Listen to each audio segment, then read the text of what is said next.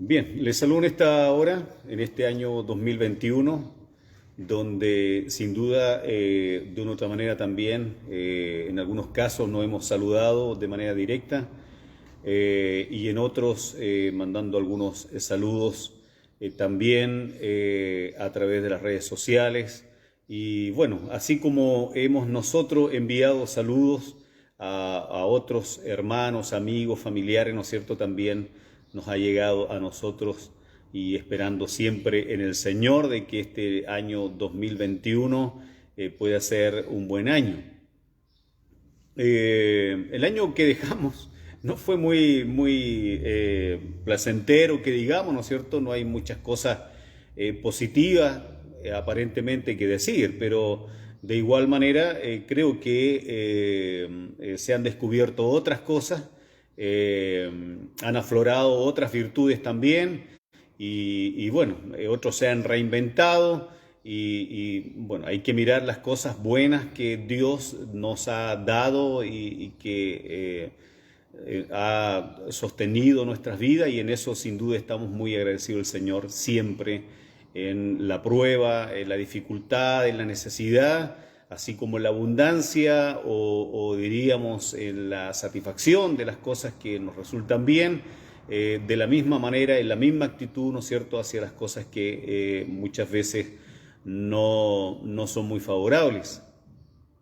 Esperemos en el Señor que este nuevo año 2021, la que ya estamos iniciando, sea un año, ¿no es cierto?, donde Dios nos pueda sorprender y podamos también en algún momento, en alguno de los tiempos que vienen, ya empecemos presencialmente a reunirnos. Eh, bueno, es lo que estamos orando, estamos buscando al Señor en eso también, esperando que Dios se glorifique y que Dios se manifieste también en todos esos. Siempre orando por nuestros hermanos que están en necesidad, en dificultad o de temas de salud. Yo creo que no nos hemos aminorado frente a eso, al contrario, creo que nos hemos potenciado, nos hemos fortalecido, nos hemos unido en oración y eso sin duda, ¿no es cierto?, es bueno, es saludable porque nos ha mantenido como iglesia despiertos, vivos frente a acá. Ahí se reinició nuevamente, digamos, el teléfono, tiene algunos problemas también, pero creo que este es un año, ¿no es cierto?, para poder esperar con ansia, ¿no es cierto?, el día que podamos juntarnos, reunirnos, ¿no es cierto?, de manera presencial. Así que un saludo para todos, que el Señor les bendiga y quiero compartir en esta mañana acerca de un llamado a mantenernos en fe, un llamado a mantenernos en fe. Este es un pasaje del libro de Ezequiel que al leerlo no tiene mucha comprensión, pero vamos a tratar, o voy a tratar, ¿no es cierto?, de extraer lo más relevante de lo que voy a leer allí en el libro de Ezequiel, en el capítulo 2, el versículos 9 y 10, y después el capítulo 3 y algunos versículos también en adelante. En este tema, ¿no es cierto?, que he llamado o he denominado un llamado a mantenernos en fe. Y dice así en el nombre del Señor: y miré, y aquí una mano extendida hacia mí, y en ella había un rollo de libro, y lo extendió delante de mí, y estaba escrito por delante y por detrás. Y había escritas en él endechas, o sea, expresiones lastimosas, y lamentaciones, y ayes. Y me dijo, capítulo 3, y me dijo, hijo de hombres, come lo que hayas, come este rollo y ve y habla a la casa de Israel. Y abrí mi boca y me hizo comer aquel rollo. Y me dijo, hijo de hombre, alimenta tu vientre y llena tus entrañas de este rollo que yo te doy. Y lo comí y fue en mi boca dulce como miel. Luego me dijo, hijo de hombre, ve y entra a la casa de Israel y habla con ellos con mis palabras, porque no eres enviado a pueblo de habla profunda ni de lengua difícil, sino a la casa de Israel. No a muchos pueblos de habla profunda ni de lengua difícil, cuyas palabras no entiendas. Y si a ellos te enviara, ellos te oirán o te oirán. Mas la casa de Israel no te querrá oír, porque no me quiere oír a mí, porque toda la casa de Israel es dura de frente y obstinada de corazón. He aquí yo he hecho tu rostro fuerte contra los rostros de ellos, y tu frente fuerte contra sus frentes. Como diamante más fuerte que pedernal he hecho tu frente. No los temas, ni tengas miedo delante de ellos, porque son casa rebelde. Y me dijo: Hijo de hombre, toma en tu corazón todas mis palabras que yo te hablaré, o que yo te hablaré, y oye con tus oídos. Y ve y entra a los cautivos, a los hijos de tu pueblo, y háblales y diles: así ha dicho Jehová el Señor, escuchen o dejen de escuchar. Esta es palabra del Señor. Aquí, dentro de estos textos que he leído, hay que primero contextualizar en qué tiempo estamos hablando. Es un tiempo difícil, y ustedes se dan cuenta por las palabras que emite el versículo 10 del capítulo 2, donde habla de endechas y lamentaciones y ayes. O sea, es un tiempo complejo, es un tiempo difícil, y claro, porque el libro de Ezequiel está contextualizado cuando el pueblo de Babilonia, o la nación o el imperio babilónico, ¿no es cierto?, irrumpe sobre Judá, y en este acecho que ellos tienen hacia el pueblo de Dios, se produce una invasión y se produce también una guerra donde hay muchos que mueren, especialmente del pueblo de Dios, y son llevados cautivos hacia Babilonia.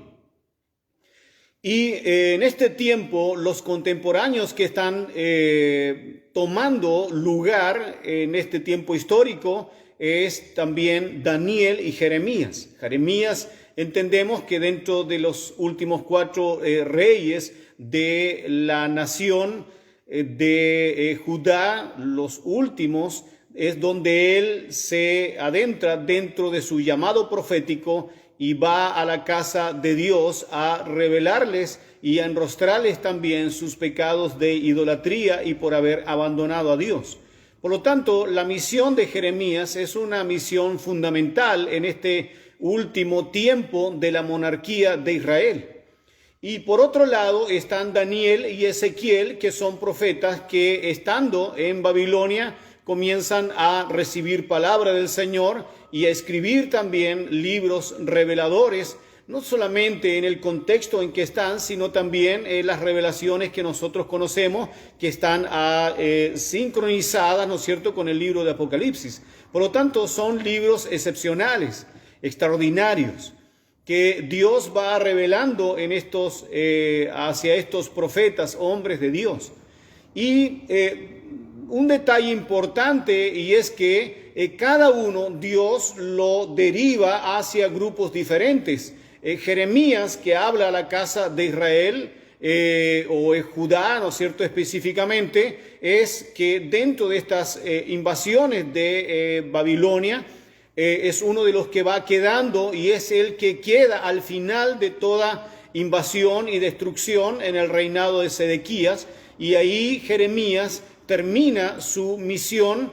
El templo de Dios es destruido, los muros también son derribados, hay desolación en Judá. Jeremías de ahí en adelante se pierde dentro de su llamado o dentro de su misión profética, no se sabe más de él. Algunos dicen que se fue a Egipto, otros dicen que se fue a otro lado, o la verdad es que no hay mucha información con respecto a Jeremías. Daniel, que es llevado a Babilonia, Daniel es puesto en la casa del rey como un joven, ¿no es cierto?, un jovencito que lo conocemos en el primer libro, ¿no es cierto?, en el capítulo 1 de Daniel, cuando habla ahí que él no quería comer de la comida de la mesa del rey, como un desafiante también a lo que los babilonios hacían en ese tiempo cuando ofrecían sus comidas a primero sus deidades, ¿no es cierto?, hacia el paganismo que ellos tenían y donde estaban insertados, y luego venía esa misma comida a la casa del rey o a la mesa del rey, y de eso querían que Daniel comiese con los que también estaban allí cautivos. Pero entendemos que Daniel fue fiel a Dios y Dios lo honró, lo bendijo, le enseñaron nuevas lenguas, nuevas culturas y fue un gran gobernador. Esa es la historia de Daniel. Por lo tanto, Daniel fue destinado allí, a ese lugar. Pero como estamos hablando de Ezequiel, Ezequiel no fue destinado a un lugar tan prominente de Babilonia, sino la Biblia dice que tal y cual como lo describe aquí, no eres enviado a pueblo de habla profunda ni de lengua difícil, sino a la casa de Israel. O sea, él no tenía que aprender otra lengua como la que aprendió Daniel y los que estaban ahí en la casa del rey, otra cultura como ellos fueron enseñados, sino que Ezequiel fue destinado exclusivamente y específicamente al mismo pueblo de Israel, a los exiliados. Por lo tanto, él está desarrollando su ministerio profético dentro de la casa de Israel. Por eso la Biblia dice lo que dice acá. Y el contexto histórico de esto, ¿no es cierto?, que estamos hablando es que ellos estaban cautivos. Hubieron 3 invasiones y 3 exilios de diferentes reyes, ¿no es cierto?, los últimos reyes como Joacim, Joaquín y Sedequías. Y Daniel y Ezequiel más o menos estaban entre Joacim y Joaquín, ¿no es cierto?, en el reinado de ellos. Hay que decir también que no había un rey visible en Judá, aunque los tenían, pero los que dominaban y ejercían el poder eran los babilonios. Por lo tanto, era un pueblo que socialmente o político-social no tenían rey ni jerarquía. Los que estaban allí eran simplemente los que los babilonios querían que estuviese para poder ellos tener dominio sobre los reyes y los reyes sobre el pueblo. Bueno, eso hacían comúnmente los imperios, ¿no es cierto?, cuando se extendían hacia las diferentes regiones. Por lo tanto, ellos estaban, diríamos, bajo el dominio de un rey y un reino pagano como era el babilonio. En el contexto moral y espiritual también, pero en el contexto moral hay que decir que ellos estaban vueltos a la idolatría. Por eso viene esta invasión, por eso también esta deportación, lo que se llama los 70 años de cautiverio, y Dios permitió todo esto, estaba dentro del plan de Dios, porque era una de las formas en que Dios estaba tratando con su pueblo, con su idolatría y contra su rebeldía. Si ustedes se dan cuenta, Ezequiel tenía que enfrentar a una casa que no quería saber nada de Dios. Y lo dice acá, lo acabamos de leer. No querían saber nada de Dios. Entonces Ezequiel estaba preocupado porque él dice, no me van a oír. Y el Señor lo estaba mandando de parte de él, con palabra de Dios, hacia un pueblo que no quería saber nada de Dios y no quería escuchar a ningún profeta. Estaban ahí también, además que moralmente estaban devastados interiormente porque habían sido invadidos una y otra vez. Muchos de sus cercanos habían sido muertos, familiares seguramente, padres o madres o bien niños, no lo sabemos, pero hubo una invasión babilónica, en algunos casos con mucha fuerza, mucha violencia, y en otras no tanto, pero hubieron muertes, hubo devastación. Y eso al final fue lo que quedó de esta serie de invasiones hacia Judá y de lo que se produjo al final, ¿no es cierto?, que hubo una devastación total. Los utensilios sagrados del templo los llevaron los babilonios, y seguramente lo apilaron allí, ¿no es cierto?, como parte de las riquezas que ellos tomaron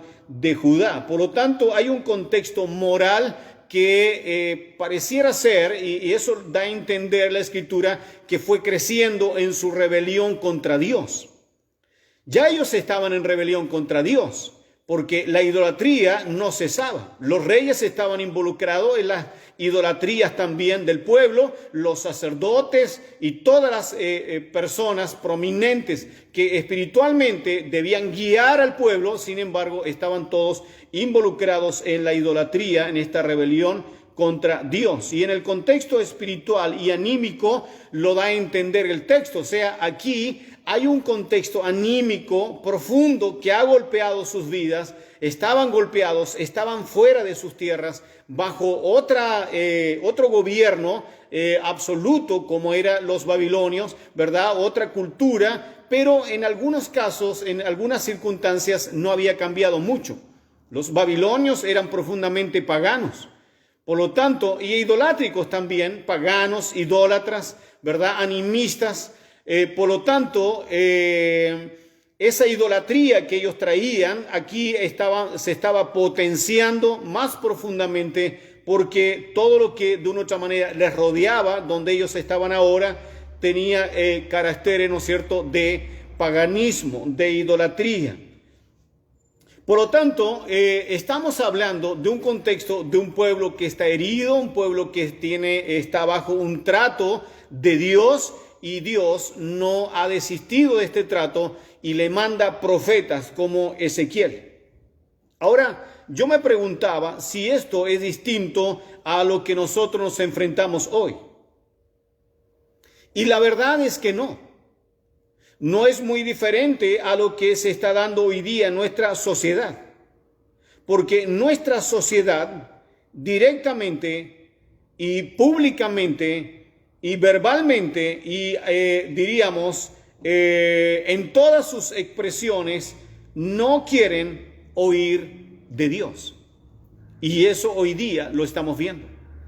Cada vez se levantan más grupos extremistas, más grupos ideológicos, que de una u otra manera están influyendo, ¿no es cierto?, en nuestra sociedad para sacar a Dios dentro de nuestro contexto social o espiritual. Y estamos frente a una sociedad que no quiere oír de Dios, que de una u otra manera está desestimando la palabra de Dios, está desestimando la Escritura, está desestimando la fe evangélica, está desestimando la moralidad en base a la palabra del Señor. Sino que estamos viendo una sociedad en todos lados, no solamente la sociedad chilena, sino en todas partes. Una sociedad donde quiere hacer lo que ellos creen que es correcto y lo que tiene que ver con sus libertades. Por eso hoy día estamos de una u otra manera viendo el sufrimiento de nuestros hermanos o nuestros vecinos argentinos en esta ley que se ha aprobado en estos días anteriores, ¿no es cierto?, de aborto libre. Eso significa que cualquier persona, ¿no es cierto?, cualquier mujer puede ir y abortar.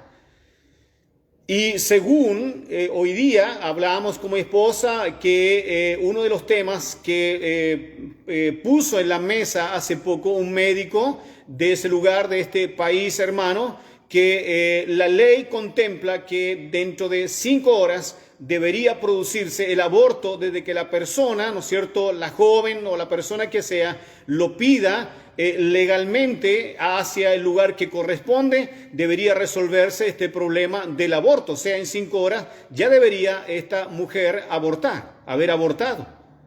¿Quiénes son los que tienen que hacer el trabajo sucio? Sin duda son los médicos. Y hay muchos médicos cristianos y no cristianos también, que tienen también, por decirlo, tienen luces de moralidad y ellos no quieren participar de esto. Claro, ¿quién quiere verse involucrado en invadir el vientre de esa mamá, ¿no es cierto?, de esa mujer, y tener que sacar a pedazos un niño o introducir, no sé, algún químico que haga que se produzca un aborto espontáneo en ese momento? ¿Quién quiere ser parte de eso? Nadie. Es como en el mundo de la delincuencia están los que hacen el trabajo sucio, es como el sicariato, ¿no es cierto?, del mundo de la delincuencia. Entonces nadie quiere hacer el trabajo sucio, obviamente.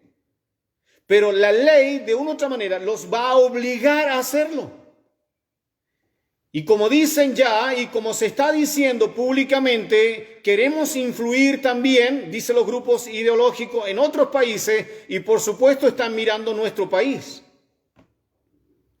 Y seguramente en algún minuto, no lo sé, pero oramos que esto no ocurra, pero lamentablemente la influencia del mundo, la influencia que de una u otra manera quiere y ha decidido apartarse de Dios, hoy día se muestra desafiante a Dios. El aborto es una ofensa a Dios. Es mostrarse desafiante frente al Dios Todopoderoso. No es otra cosa, no es una solución a una violación. Al contrario, el aborto es simplemente una señal de una sexualidad libre, amparada bajo la ley, auspiciada bajo la ley y los gobiernos, y que de una u otra manera nosotros también estamos aportando a través de nuestros impuestos para que esto ocurra. Entonces, estamos viendo una sociedad desafiante que no quiere creer en Dios. Así estaba el pueblo de Israel. No quería creer en Dios y no quería ningún profeta que le hablara de Dios. Y este profeta tenía un miedo natural, un miedo, yo diría, válido, porque se encontraba con un pueblo realmente desafiante. Él tenía temor. Y sin embargo, Dios lo estaba llamando a hablarles y a poder transmitirle la palabra del Señor una vez más para su arrepentimiento. Por lo tanto, hermanos, hoy día eso es lo que nosotros estamos viendo en nuestra sociedad. Desafiante, ofensiva hacia Dios, hacia las cosas de Dios. Que la palabra de Dios la desestiman porque es un libro cualquiera, que la fe que nosotros tenemos es una fe religiosa, que no tiene sentido, que coarta las libertades, que vulnera las libertades, o simplemente que nubla la mente, que nos hace ignorante, no sé, cuántas otras cosas más estamos escuchando hoy día acerca de los que creemos en Dios y en la palabra y estamos en esta fe evangélica. Por lo tanto, estamos sí en una sociedad que busca que la sociedad misma no crea en Dios. Y los que tenemos fe podamos vivir intimidados, en esta sociedad que si usted dice que es agnóstico, no hay problema. Si usted dice que es cientista, no hay problema. Si usted dice que practica, alguna religión animista o esotérica, no hay problema. Pero si usted dice que es evangélico, si usted dice que cree en Dios, si usted dice que sigue a Jesucristo, seguramente sí va a tener problema. El problema, hermanos, no somos nosotros, el problema es Dios. El problema es la palabra de Dios. Por eso usted hoy día ve en la televisión, usted ve a través de los medios de comunicación el doble discurso. ¿Cuál es el doble discurso? El doble discurso es que hace poco yo miraba ahí un noticiario donde el mismo periodista que estaba dando las noticias se lamentaba porque encontraron un feto dentro de una bolsa en una plaza de su ciudad. Estas leyes que están hoy día potenciándose y que están siendo aprobadas y están siendo financiadas, bueno, va a tener no solamente una bolsa de un niño que fue abortado, sino lo va a tener por decenas. Y ese es el doble discurso. El doble discurso es que somos pro vida. Es que por un lado, ¿no es cierto?, las feministas están hablando de proteger la integridad de la mujer, que ni una menos, pero sin embargo se están matando o se quiere a través de la ley matar por decenas vidas, personas, niños. Una estupidez de la sociedad. Pero gracias a Dios que tenemos su palabra, tenemos el entendimiento muy abierto, muy claro de parte del Señor, que logramos entender estas cosas y nos damos cuenta de que estamos en una sociedad realmente tan oscura que cree que lo malo es bueno, tal y cual como dice la Escritura. ¿Cómo enfrentar esto? ¿Cómo enfrentar esta sociedad desafiante? La Biblia lo dice, el Señor le revela a Ezequiel la forma. Y el Señor le dice a Ezequiel, come de este rollo, come esta palabra, come y ve y habla a la casa de Israel. Y abrí mi boca y me hizo comer aquel rollo, dice Ezequiel. Para ir y hablar a la casa de Israel, come la palabra de Dios. Aliméntate de la palabra de Dios, hermanos. Lamentablemente no logramos entender en profundidad las palabras del Señor. Y hoy día estamos viendo una iglesia que si bien quiere de Dios, que si bien quiere internarse en las profundidades de Dios y del reino, y sin embargo no estamos todos interesados en conocer, en comer la palabra de Dios de tal manera que nos alimente y que podamos nosotros formarnos o fortalecernos y poder desde dentro de nuestro espíritu, de dentro de nuestra alma, de nuestro ser, expeler la palabra del Señor a una sociedad que necesita oír un mensaje poderoso de parte de Dios. No un mensaje de la mente, sino un mensaje que salga del vientre mismo, del interior mismo, no del conocimiento. Por eso el Señor le dice, come este rollo, aliméntate. Que la palabra salga de dentro de tu ser. ¿Para qué? Para poder defender la fe. Para poder en esta sociedad desafiante, en esta sociedad que de una u otra manera quiere aminorar el evangelio y quiere desestimar la palabra del Señor, y lo está haciendo. De tal manera que hoy día hay organismos de la iglesia, de iglesias evangélicas o otras denominaciones o religiones que de una u otra manera, dentro de toda la información, están queriendo desestimar la palabra, desestimar lo que la Biblia dice, las verdades de Dios, y alivianarlas de tal manera que al final terminemos nosotros creyendo en Dios y creyendo en nada. Pero para eso tenemos que alimentarnos. Para eso tenemos que comer del rollo. Tenemos que comer de la palabra de Dios. Y poder convertirnos en verdaderos apologetas de la palabra del Señor. Defensores de la fe. ¿Cómo puedo defender la fe si no es comiendo la palabra? ¿Cómo puedo defender la fe si no es introduciendo hasta lo más profundo de mi ser la palabra de Dios? Hermanos, ya no sirve venir y sentarse, oír e irse. Hoy día necesitamos conocer, que usted abra la palabra, que usted se interese, que usted ame la Escritura. ¿Cuántos hermanos hoy día se han desentendido del culto a Dios y se han desentendido de oír la palabra del Señor? Porque simplemente no nos estamos reuniendo presencial o físicamente. Porque la única forma de oír era venir y sentarnos y oír lo que el pastor dice o lo que el hermano dice. Y eso lo vemos. Si nosotros hiciéramos un análisis o un catastro de todos los que están involucrados en los estudios de la palabra, estudios profundos de la Escritura, o si usted desafía a una iglesia a estudiar la palabra, que el hermano tome su Biblia y ojee su Biblia y se interese en un texto, estoy seguro que muchos no les va a parecer, no nos gusta así. Quieren que otros piensen, quieren que otros estudien, quieren que otros inviertan, pero yo no voy a invertir.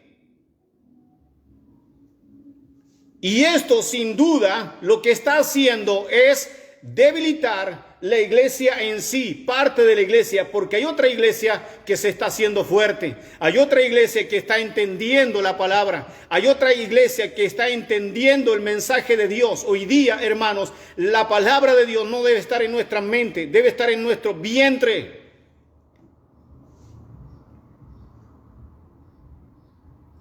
El mensaje debe fluir desde dentro. Enemigos tenemos por doquier. Afuera tenemos burladores, los que se burlan del evangelio, los que se burlan de la Escritura, los que se burlan de los cristianos. Es verdad que hay personas, hay pastores o líderes que se han involucrado en situaciones deshonestas, en diferentes aspectos de la moralidad. Eso es verdad. Pero eso no es el evangelio. Ellos no son el evangelio. Ellos no son el referente del evangelio. El referente del evangelio eres tú, cuando en tu compromiso con el Señor eres fiel, eres honesto, eres verdadero, eres real a los demás, eres valiente.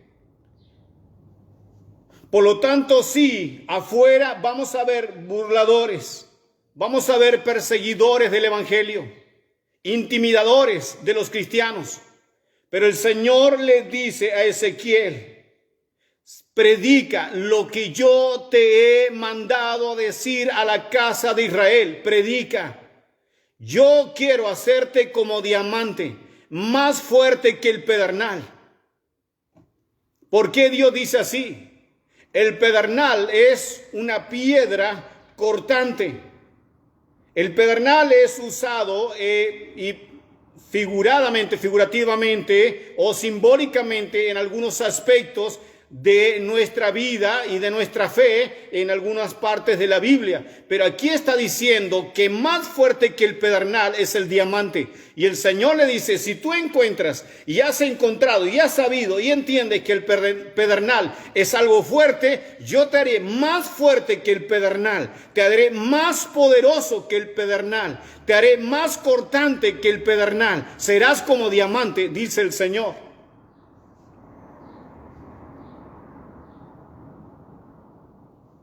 Serás más sólido que el pedernal.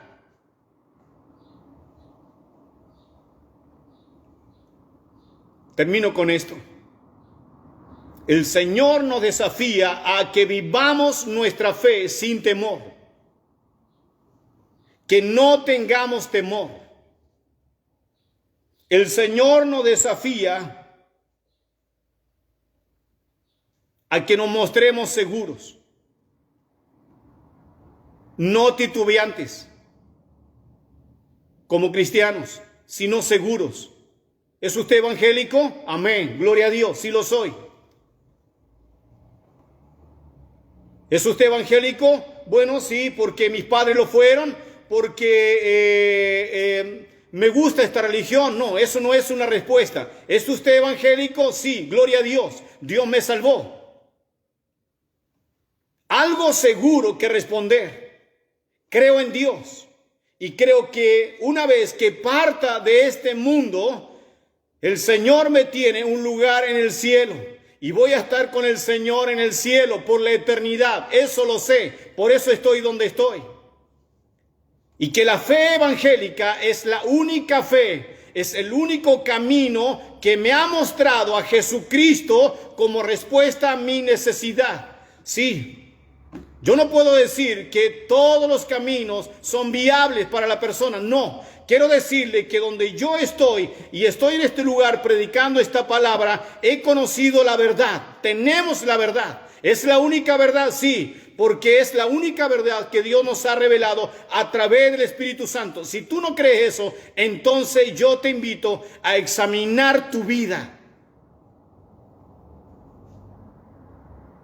Debemos estar hoy día seguros, sin temor, seguros y con autoridad. El Señor le dice a Ezequiel: no bajes la frente, no bajes tu frente. Aquel que está seguro, aquel que no tiene temor, no tiene razones para bajar la frente, aquel que tiene su frente en alto, es porque está seguro, es porque dentro de sus convicciones sabe que está en el camino correcto, en la fe correcta, en la palabra correcta y en el Dios correcto. Gloria al Señor.